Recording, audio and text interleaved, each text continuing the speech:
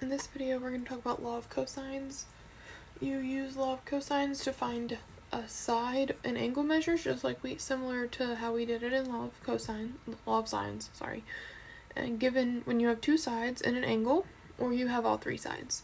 I've already written the formulas here. Honestly, you just really need the top one because you can make it work with anything. It doesn't have to be, it's not really super specific. They're all the same except the variables are different. So if we want to do number one here, we're just going to find the side. So I have an angle and I don't know the side, but that's okay. But I know the other two sides. So I can say x squared equals 9 squared plus 23 squared minus 2 times 9 times 23 times the cosine of my angle, which is 71. And make sure your calculator is in degree mode. So then x squared equals 9 squared plus 23 squared is 610 minus 414 times the cosine of 71. So when you can plug all of that in there together, and you take the square root, you get x equals 21.8. Just don't forget to take the square root. So that's how you do that to find a side. We're going to skip number 2, and we're going to go to number 3, where we actually have to draw the triangle. So there's our triangle.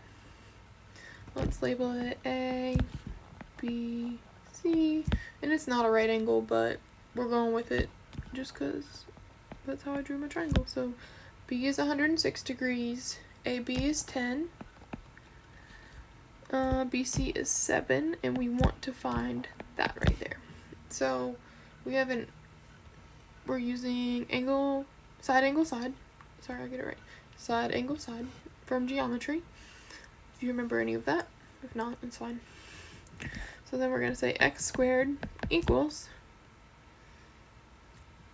10 squared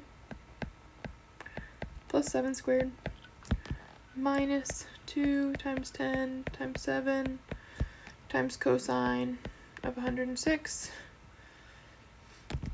So then x squared equals 149 minus 140 cosine of 106.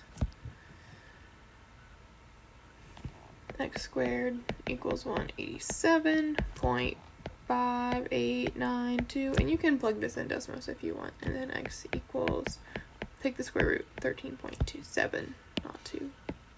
Don't know where the 2 came from. Probably because I just said square root.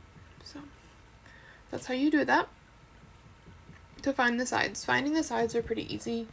Finding the angles aren't terrible either, but it takes a little more effort. So we have all three sides here, so we can use law of cosines. So 8 is across, so the measure 8 is across from the angle that I want to find.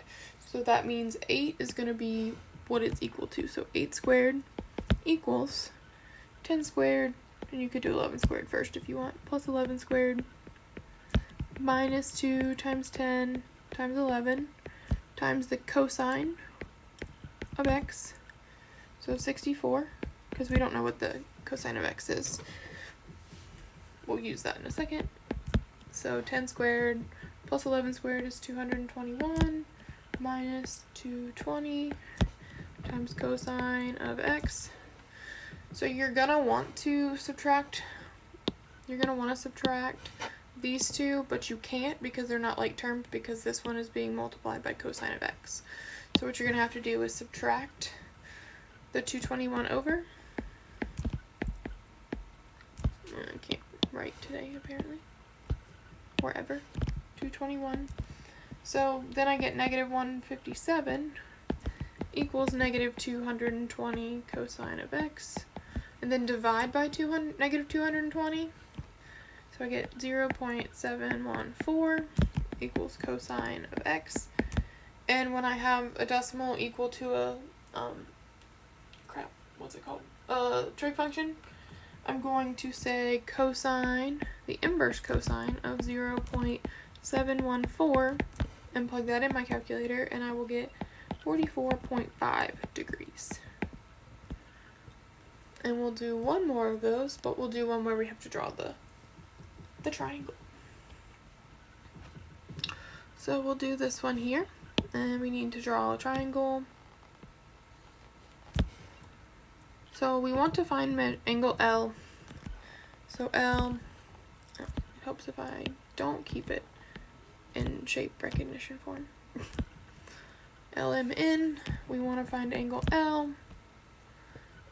LM is 25, MN is 20, and LN is 24. So it gave us all three sides. Good, because we need the angle.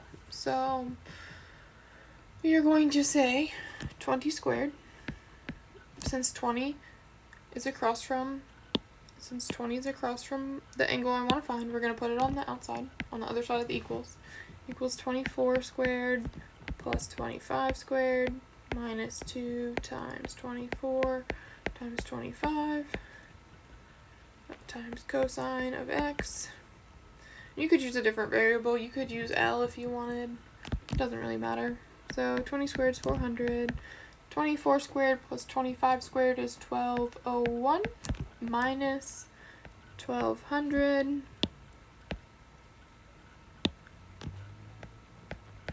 cosine of x. So remember, you don't subtract these two guys because this is still being multiplied by cosine, so they're not like terms. So I'm going to subtract 1201 from 400. Get negative 801 equals negative 1200 cosine of x. Divide by negative 1200, I get 0.6675 equals cosine of x.